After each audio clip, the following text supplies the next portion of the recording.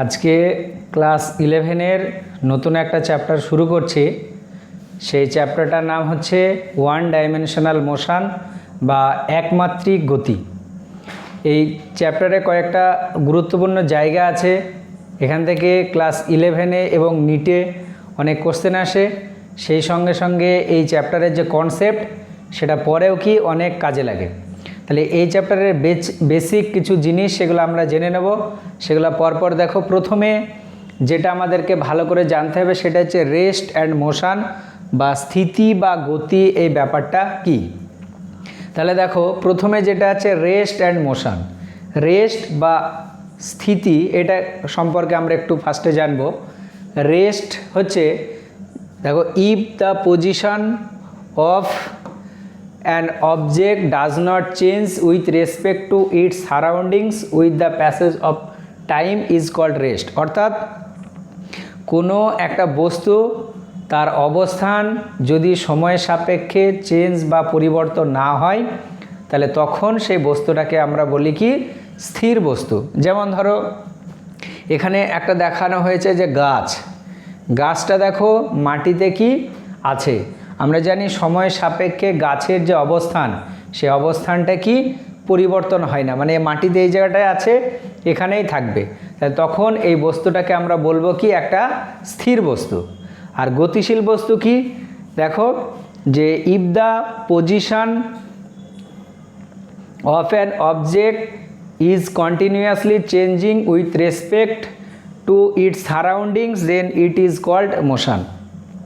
অর্থাৎ কোনো একটা বস্তু তার যে অবস্থান সেই অবস্থানটা যদি সময়ের সাপেক্ষে প্রতিনিয়ত কী হয় পরিবর্তন হয় তাহলে তখন সেই বস্তুটাকে বলা হয় কি গতিশীল বস্তু। যেমন এখানে একটা মেয়ে কি করছে, দৌড়াচ্ছে। আমরা সাধারণত কি বলি যে ইনি হচ্ছে কি গতিশীল। তাহলে যদি কোনো একটা বস্তুর বা কোনো একটা পদার্থের বা কারোর অবস্থান সময়ের সাপেক্ষে কি হয় পরিবর্তন হয় তাহলে তখন সেটাকে বলা হবে কি গতিশীল। ঠিক আছে। তাহলে স্থিতি হচ্ছে যদি পৃথিবীর সাপেক্ষে বা কোনো কিছু রেসপেক্টে বা সাপেক্ষে তার অবস্থার পরিবর্তন কি না ঘটে। আর গতিশীল হচ্ছে যদি অবস্থার পরিবর্তনটা কি ঘটে।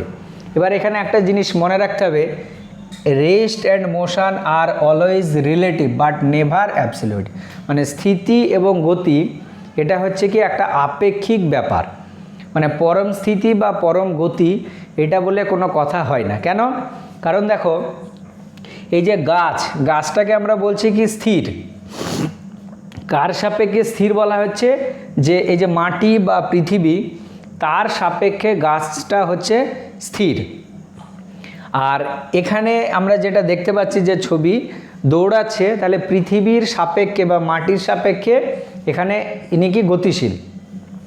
কিন্তু যদি আমরা দেখি এই যে গাছটাকে আমরা যদি চাঁদ থেকে বা পৃথিবী থেকে উঁচু কোনো একটা জায়গায়, বিশেষ করে পৃথিবীর বাইরে থেকে অন্য কোনো গ্রহ বা সূর্য থেকে যদি আমরা লক্ষ্য করি তাহলে তখন আমরা কি দেখব, যে পৃথিবী যেমন ঘুরছে সে পৃথিবীর সঙ্গে সঙ্গে গাছটাও কি ঘুরছে, তাই তো।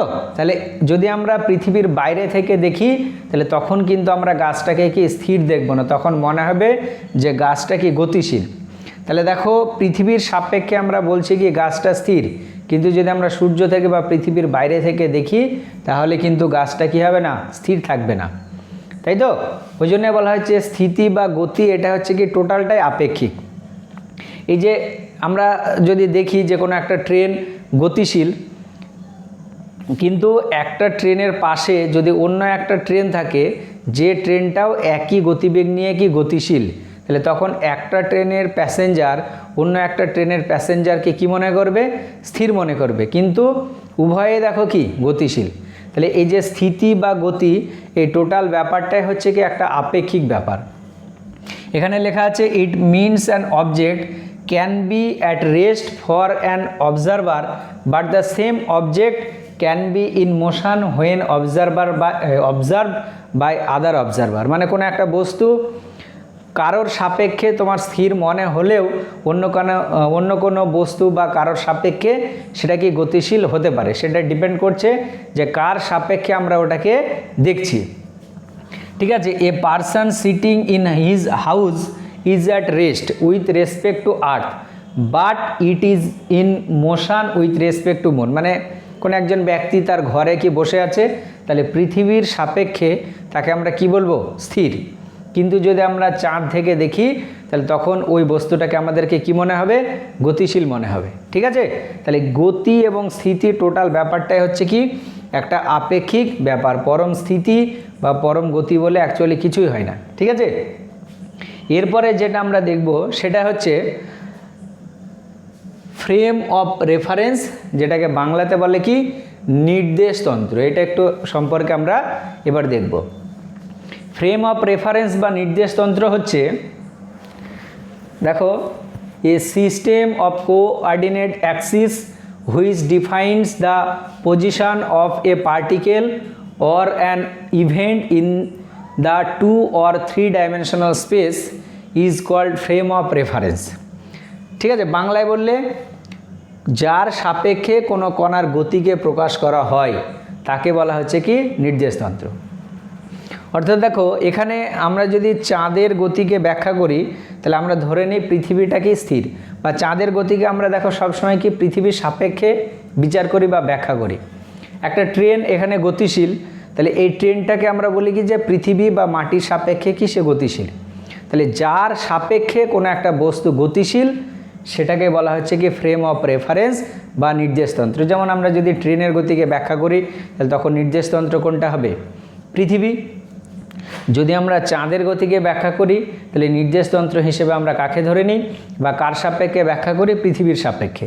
যদি আমরা পৃথিবীর গতিকে ব্যাখ্যা করি তাহলে তখন ধরে নিই যে সূর্যটা কি স্থির বা সূর্যের সাপেক্ষে আমরা পৃথিবীর গতিকে কি করি, ব্যাখ্যা করি।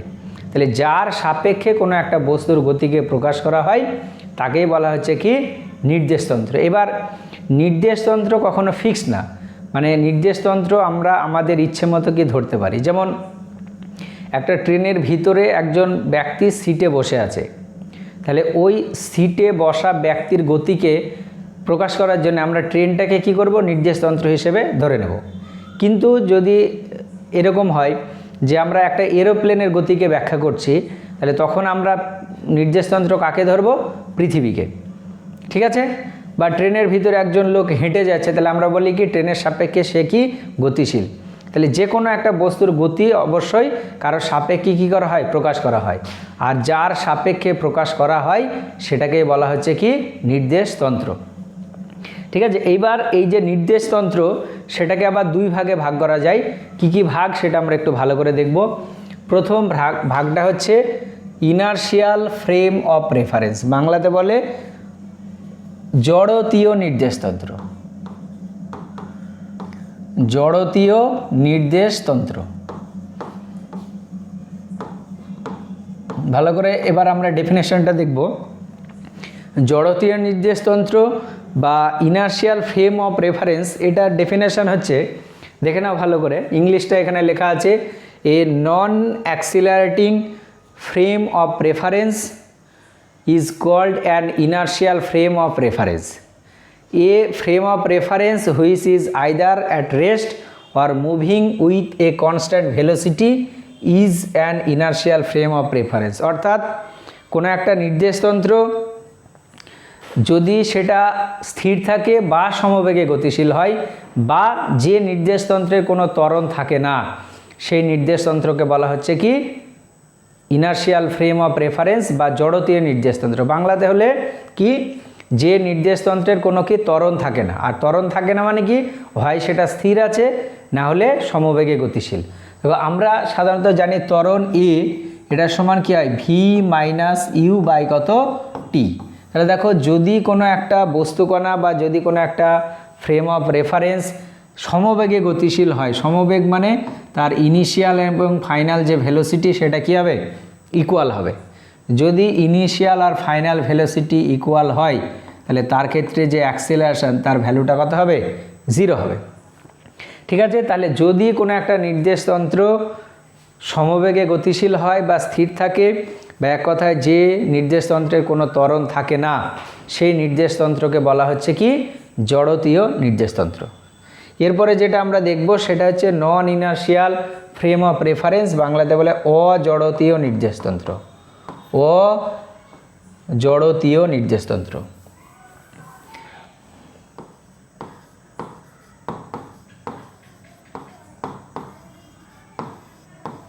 তাহলে এবার দেখো ডেফিনেশনটা, অজড়তীয় নির্দেশতন্ত্র কাকে বলে?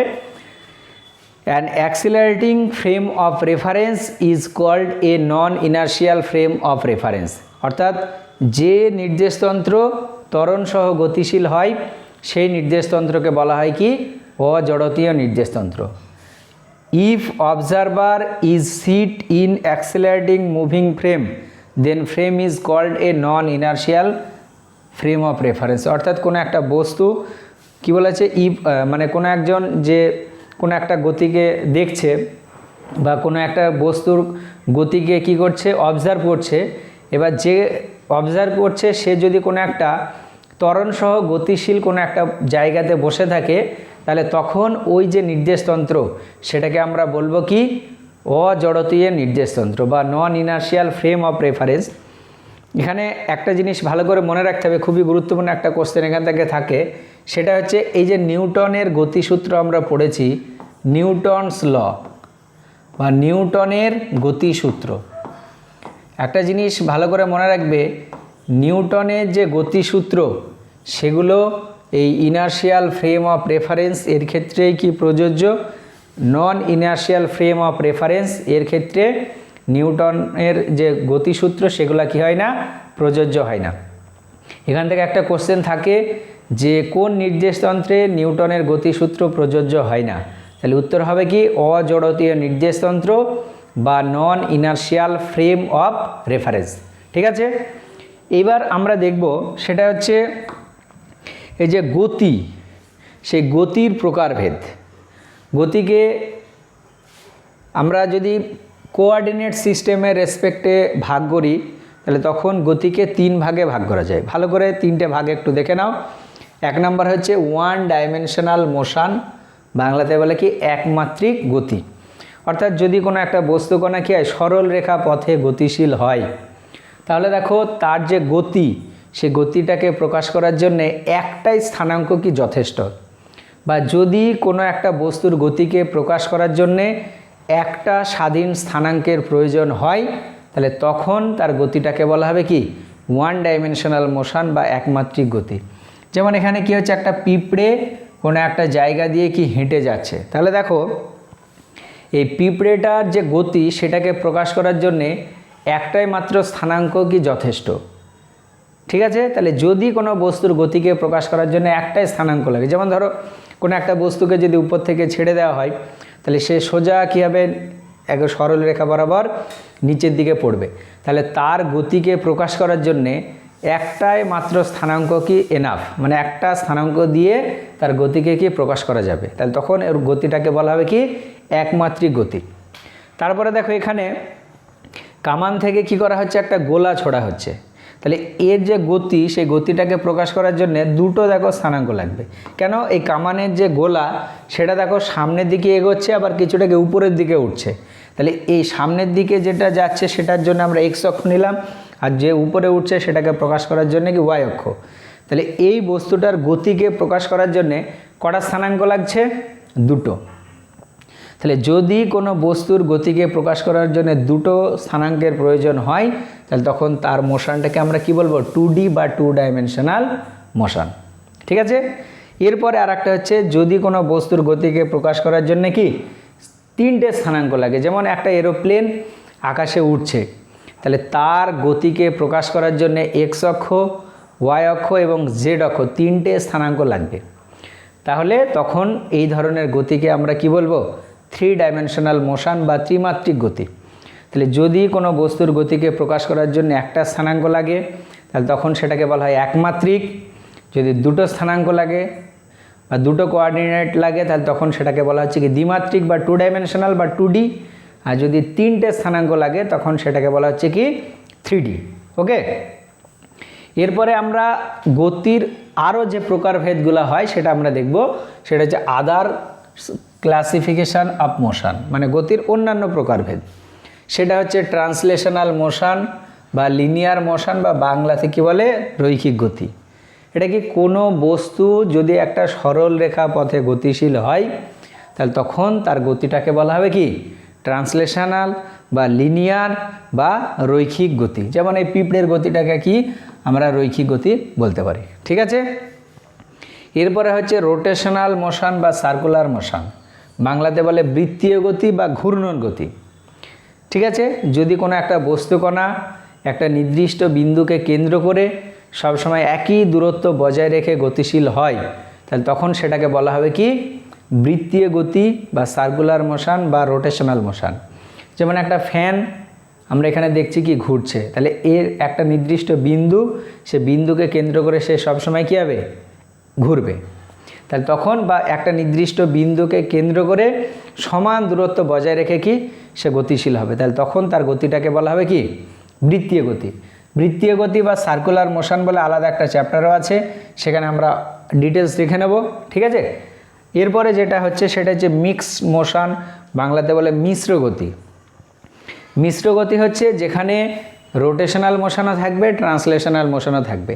এই যে সাইকেলটার গতি যদি আমরা এখানে দেখি বা সাইকেলের যে চাকা, সাইকেলের চাকাটার গতি যদি আমরা দেখি তাহলে এখানে কি রোটেশনাল মোশনও হবে এবং ট্রান্সলেশনাল মোশন হবে। যে চাকা, সেই চাকাটা কি হচ্ছে এই দিকে ঘুরছে, তাহলে এটা হচ্ছে রোটেশনাল মোশন, সেই সঙ্গে সঙ্গে চাকাটা কী হবে সামনের দিকেও যাবে, তাহলে এটা হচ্ছে কি ট্রান্সলেশনাল মোশন বা লিনিয়ার মোশন।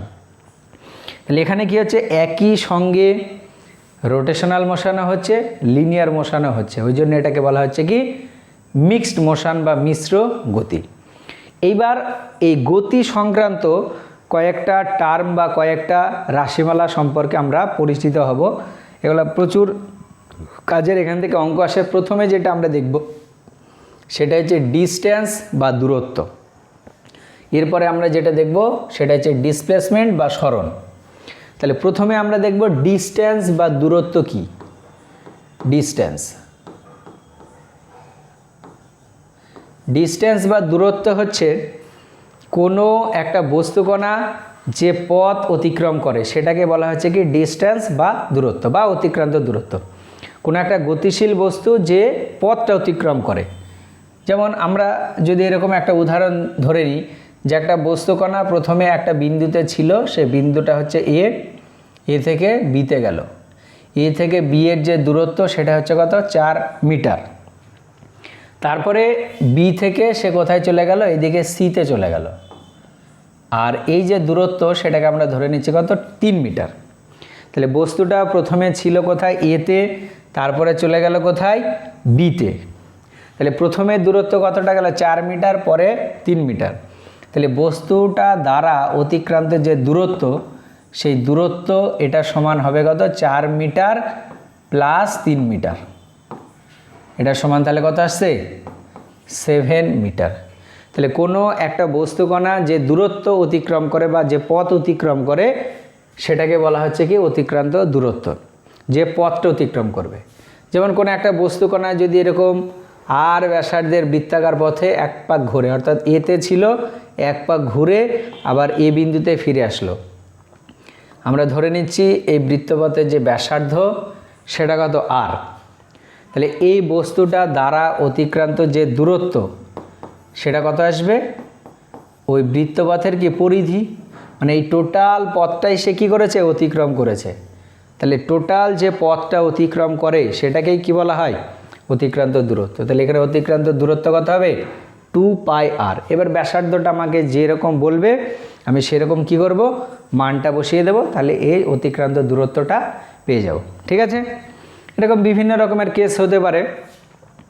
যদি একটা বস্তুকণা এরকম আয়তাকার পথ আছে বা একটা পার্ক আয়তাকার, এই পার্কের দৈর্ঘ্যটা হচ্ছে এ আর প্রস্থটা কত বি, এ বিন্দু থেকে যাত্রা শুরু করলো, পুরো এক পাক ঘুরে আবার এ বিন্দুতে ফিরে আসলো। তাহলে এখানে অতিক্রান্ত দূরত্ব যেটা বা ডিস্টেন্স সেটা কতটা হবে, ওর যে পরিধি সে পরিধিটা। আর আয়তক্ষেত্রের পরিধির ফর্মুলা আমরা জানি 2 × দৈর্ঘ্য প্লাস প্রস্থ, এটা। তাহলে এটাই হবে কি অতিক্রান্ত দূরত্ব।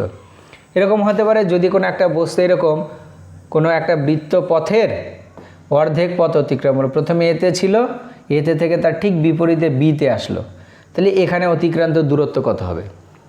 তাহলে এখানে তার অতিক্রান্ত যে দূরত্ব সেটা হবে, টোটাল পথটা কত, 2πr, তার অর্ধেক গিয়েছে, তার মানে 2πr/2, তাহলে এটা সমান কত আসবে, πr।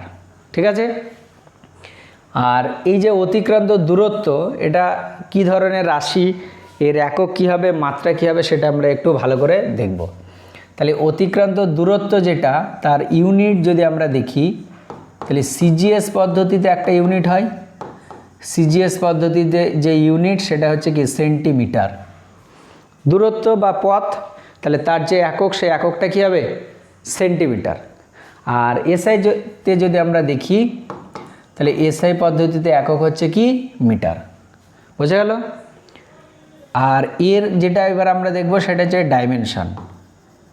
আর আরেকটা কথা তোমাদেরকে আমি বলে দিই, যে কোনো রাশি যখন আমরা পড়ব, বা যে কোনো রাশি যখন তোমরা পড়বে, সঙ্গে সঙ্গে সেই রাশিটার একক কী হবে, সিজিএস এবং এসআই, সেই সঙ্গে সঙ্গে তার মাত্রা কী হবে এবং সেটা কি ধরনের রাশি, অর্থাৎ স্কেলার রাশি না ভেক্টর রাশি, সেটা সম্পর্কে অবশ্যই জেনে নিতে হবে। তাহলে এর যে ডাইমেনশন, সেই ডাইমেনশনটা হচ্ছে কি এল। এরপরে যেটা আমরা দেখব সেটা হচ্ছে কি ধরনের রাশি। তাহলে এটা একটা মনে রাখবে যে দূরত্ব যেটা বা ডিস্ট্যান্স, এটা হচ্ছে কি রাশি, একটা স্কেলার রাশি। কারণ হচ্ছে দূরত্ব বা ডিস্ট্যান্স এর শুধুমাত্র কি আছে, মান আছে, কোনো দিক বা অভিমুখ নেই, ওই জন্য কী রাশি, এটা একটা স্কেলার রাশি। এরপরে যেটা আমরা দেখব সেটা হচ্ছে ডিসপ্লেসমেন্ট বা সরণ। এটা একটু ভালো করে আমি সংজ্ঞাটা লিখে দিচ্ছি। ডিসপ্লেসমেন্ট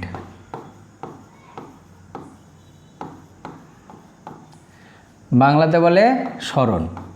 তাহলে সরণ কাকে বলে? সরণ হচ্ছে কোনো গতিশীল বস্তুকণার প্রাথমিক এবং অন্তিম অবস্থানের মধ্যে যে লম্ব দূরত্ব। তাহলে দেখো, কোনো কণার বা কোনো গতিশীল কণার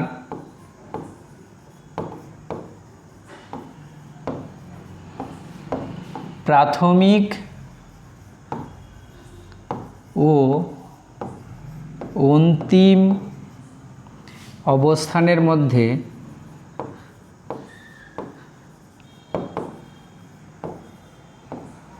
লম্ব দূরত্বকে বা সর্বনিম্ন দূরত্বকে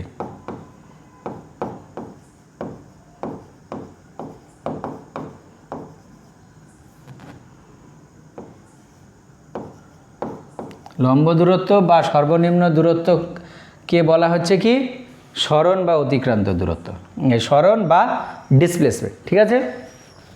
তাহলে যে কোনো একটা গতিশীল বস্তু তার প্রাথমিক এবং অন্তিম অবস্থানের মধ্যে যে লম্ব দূরত্ব, সেটাকে বলা হচ্ছে কি সরণ বা ডিসপ্লেসমেন্ট।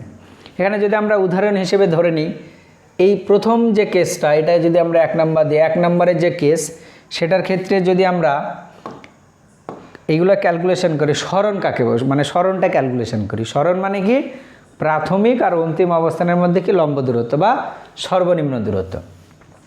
তাহলে দেখো, এই ক্ষেত্রে বস্তুটা প্রথমে ছিল কোথায়, এতে, আর লাস্টে গিয়েছে কোথায়, বিতে। অর্থাৎ এ আর বি বিন্দুর মধ্যে যদি আমরা একটা লম্ব টেনে দিই বা সর্বনিম্ন যে দূরত্ব সেটা, তাহলে এ আর বি বিন্দুর মধ্যে সর্বনিম্ন দূরত্ব কোনটা, এইটা। আর এখানে দেখো, এটা একটা কি তোমার একটা কি হলো, সমকোণী ত্রিভুজ তৈরি হলো। তাহলে সমকোণী ত্রিভুজের ক্ষেত্রে আমরা জানি লম্ব স্কোয়ার প্লাস ভূমি স্কোয়ার সমান কি অতিভুজ স্কোয়ার। তাহলে এটার সমান দেখো চলে আসবে 3 স্কোয়ার প্লাস কত 4 স্কোয়ার। তাহলে এটা সমান কত আসবে, √25 মানে কত 5। তাহলে এই ক্ষেত্রে আমরা যদি সরণটা দেখি, তাহলে সরণ সমান কত আসছে 5 মিটার। দেখো, অতিক্রান্ত দূরত্ব যেটা সেটা কত ছিল 7 মিটার, কিন্তু সরণটা কত আসলো 5 মিটার। আর সেকেন্ড কেস আমরা এটা নিয়েছিলাম। দেখো, একটা বস্তুকণা প্রথমে এ বিন্দুতে ছিল, এক পাক ঘুরে আবার এ বিন্দুতে কি ফিরে আসলো, এখানে ছিল। তাহলে প্রাথমিক অবস্থান কোনটা, এটা। অন্তিম অবস্থান সেটা কোনটা, সেটাও এটা। তাহলে এখানে প্রাথমিক আর অন্তিম যে অবস্থান সেটা কি একই বিন্দু। তাহলে যদি আমরা প্রাথমিক আর অন্তিম অবস্থানের মধ্যে লম্ব দূরত্ব নির্ণয় করি তাহলে এখানে সেটাই হবে সরণ। তাহলে প্রাথমিক আর অন্তিম অবস্থানটা যেহেতু একই বিন্দুতে, তাহলে এখানে সরণের মান কত হবে? 0 হবে। ঠিক আছে, এই কেসটার ক্ষেত্রে সরণ 0 হবে। এই কেসটার ক্ষেত্রে সরণ 0, আর এই কেসটার ক্ষেত্রে আমরা ধরে নিয়েছিলাম যে প্রাথমিক যে অবস্থান, সেই প্রাথমিক অবস্থানটি ছিল এ, আর অন্তিম অবস্থানটা ছিল কি বি, আর প্রাথমিক আর অন্তিম অবস্থানের মধ্যে লম্ব দূরত্ব এ বি। তাহলে এখানে এর ব্যাসার্ধ যদি আর হয় তাহলে সরণ কোনটা হবে? এ থেকে বি, মানে দেখো অ্যাকচুয়ালি কোনটা হবে? 2r। এই কেসটার ক্ষেত্রে প্রাথমিক আর অন্তিম অবস্থান একই বিন্দুতে ছিল, তাহলে এর ক্ষেত্রে কি সরণ হবে 0। এই কেসটার ক্ষেত্রেও দেখো প্রাথমিক অবস্থান এ পুরো এক পাক ঘুরে আবার এই বিন্দুতে গিয়েছিল, তাহলে এখানেও কণাটার যে সরণ, সেই সরণ কী হবে? 0 হবে। এই কেসটার ক্ষেত্রে দেখো সরণ কত? সরণ হয়েছে πr, আর অতিক্রান্ত দূরত্ব হয়েছে πr, আর সরণ কত হয়েছে? 2r। ঠিক আছে, তাহলে এখানে দেখো সরণের যে মান সেটা অতিক্রান্ত দূরত্বের থেকে কম, এখানে অতিক্রান্ত দূরত্ব 2r, সরণের মান কত? 0।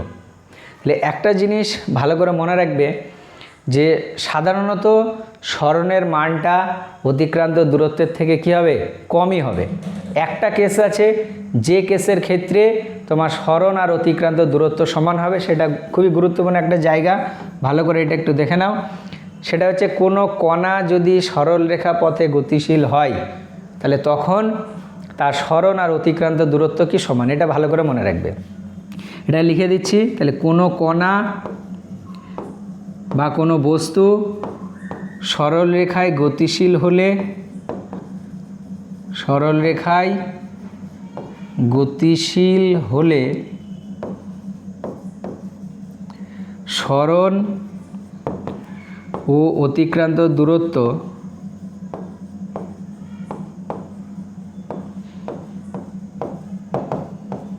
সমান হবে। ঠিক আছে, একমাত্র সরল রেখাতে গেলেই কোনো একটা কণার সরণ আর অতিক্রান্ত দূরত্ব সমান হবে, তাছাড়া সব কেসের ক্ষেত্রেই তোমার অতিক্রান্ত দূরত্বের মানটা সরণের তুলনায় কী হবে? বড় হবে। সরণ কখনো অতিক্রান্ত দূরত্বের তুলনায় বড় হতে পারে না। ঠিক আছে, এখান থেকে একটা রাশিমালা মনে রাখবে যে সরণ বাই দূরত্ব এটা লেস দ্যান ইকুয়াল টু 1, মানে সরণ বাই অতিক্রান্ত দূরত্ব তার মান কি হয় সমান হবে, মানে একের সমান হবে, নাহলে একের থেকে কি ছোট।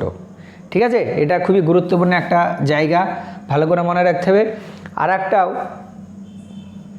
এখানে দেখো কোনো একটা কণা যদি গতিশীল হয় তাহলে তার অতিক্রান্ত দূরত্ব সেটা কখনো কি 0 হতে পারে না, কিন্তু সরণ কি 0 হতে পারে। এটা মনে রাখবে, কোনো গতিশীল বস্তু তার সরণের মান 0 হতে পারে, কিন্তু অতিক্রান্ত দূরত্ব কখনো কি হবে না? 0 হবে না। বোঝা গেল? এরপরে যেটা আমরা জানব সেটা হচ্ছে এই যে সরণ, তার যে একক, সরণের একক বা ইউনিট সেটা হচ্ছে সিজিএসএ সেন্টিমিটার, আর এসআই পদ্ধতিতে হবে কি মিটার। আর এর যদি আমরা মাত্রা দেখি বা ডাইমেনশন, সরণ তার যে ডাইমেনশন সেটা হচ্ছে কি এল।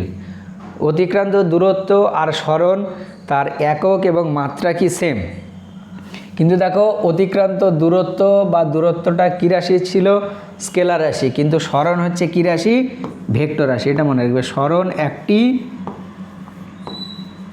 ভেক্টর রাশি। এটা একটা পার্থক্য। অতিক্রান্ত দূরত্ব হচ্ছে স্কেলার রাশি, কিন্তু সরণ হচ্ছে কী রাশি? ভেক্টর রাশি। বোঝা গেল? এই হচ্ছে সরণ আর অতিক্রান্ত দূরত্ব। এই কটা পয়েন্ট খুবই গুরুত্বপূর্ণ সরণ এবং অতিক্রান্ত দূরত্ব সংক্রান্ত। এর পরে আমরা আরও দুটো টার্ম পড়ব একমাত্রিক গতি থেকে, যেটা আমাদের পরে অনেক জায়গায় কাজে লাগবে। সেটা হচ্ছে দ্রুতি এবং কি বেগ। তাহলে এই দ্রুতি এবং বেগ এরপরে যেটা আমরা পড়ব সেগুলা বুঝতে গেলে এই সরণ আর অতিক্রান্ত দূরত্বের কনসেপ্টটা কিন্তু খুবই দরকার। ঠিক আছে, তাহলে এর পরের যে ভিডিও সেখানে আমি মানে দ্রুতি এবং বেগ সেই সংক্রান্ত বিষয়গুলো নিয়ে আলোচনা করব এবং বিভিন্ন ধরনের যে ম্যাথামেটিক্যাল প্রবলেম সেগুলো ওখানে আলোচনা করব। ঠিক আছে।